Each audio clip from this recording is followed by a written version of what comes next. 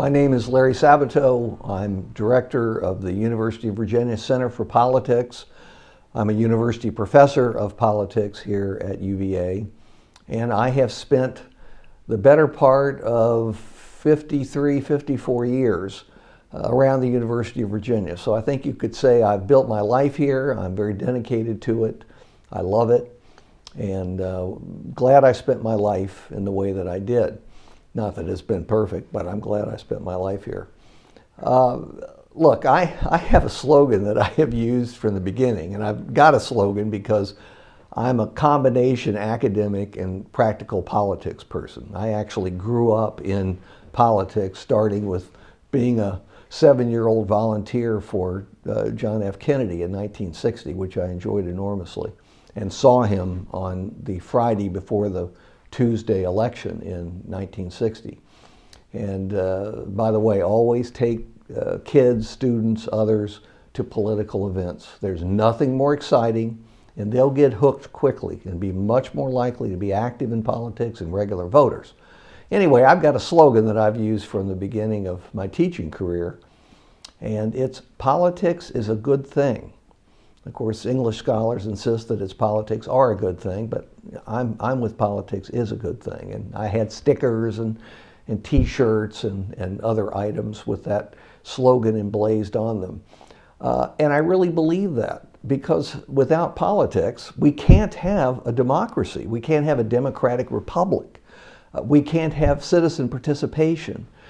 We can't have all of the good things that I associate with the University of Virginia and the United States of America. So it's tough selling that to young people who tend by nature to be cynical, particularly in this era.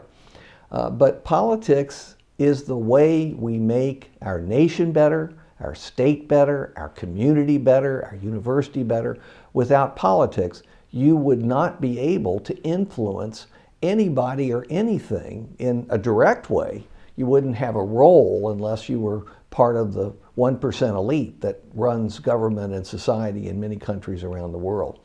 So I'm a very practical guy. I'm very interested in getting people involved in politics.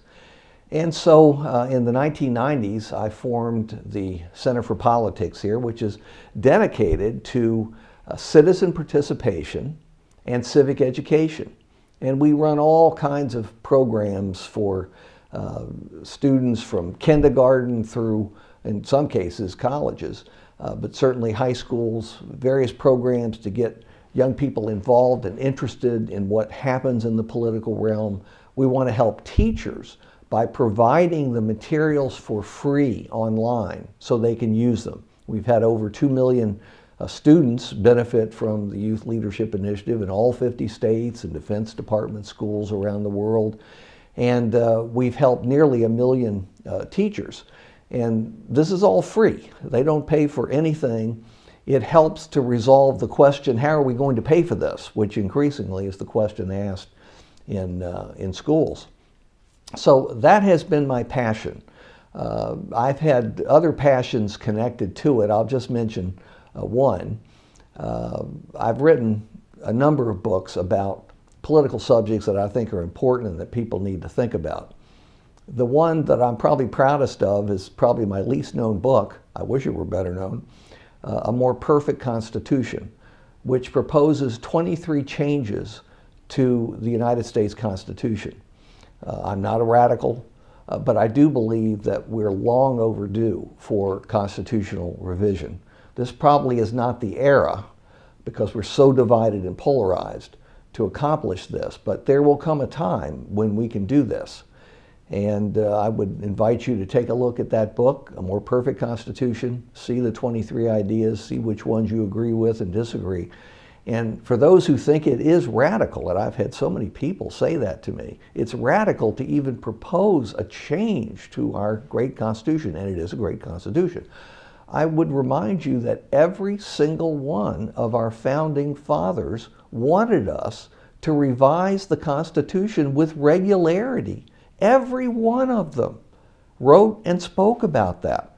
Thomas Jefferson wanted to do it every 19 years, the length of a generation in his time. I picked Jefferson because he's the founder of the University of Virginia, but George Washington agreed and James Madison agreed, and all of the founders did. So we have failed them in a way by not looking to see how we could build a better mousetrap, which we can in many ways. The institutions designed in 1787 to 1789 were appropriate for the time. Some we completely reject today, anything having to do with slavery, for example. But those institutions of government, the checks and balances and all the rest, they fit the times well. Even the Electoral College fit the times well. But times have changed pretty dramatically, and we have failed to change with it. So it's not important whether you agree or disagree with the 23 proposals that I've made.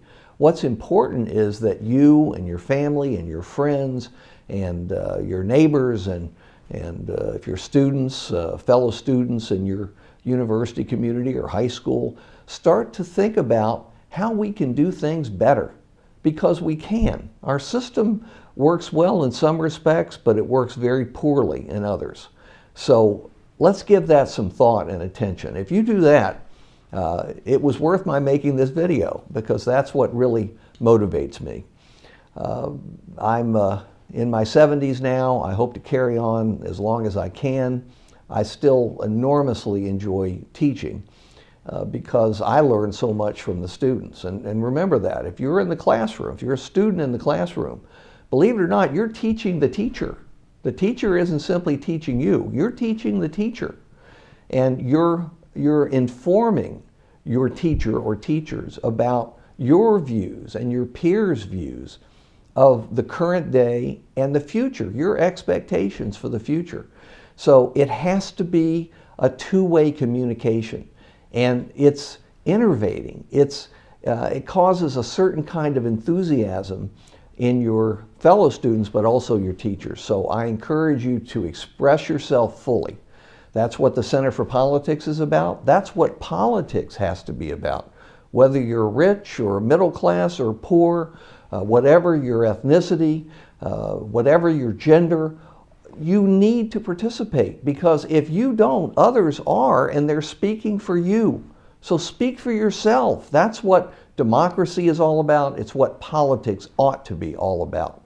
And we have a pretty open system, all things considered. It's not perfect, but it's a heck of a lot more perfect than when I started, when we had full segregation in the 1950s. Full segregation, not just a lack of integration, full segregation and terrible discrimination against women, and on and on. I don't want to get into that sidelight because it will go on forever.